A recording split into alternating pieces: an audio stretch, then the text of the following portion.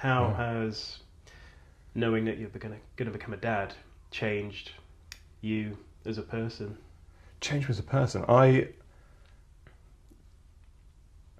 think I was thinking about this a few days ago, and I think that I've started thinking about things in a much longer perspective.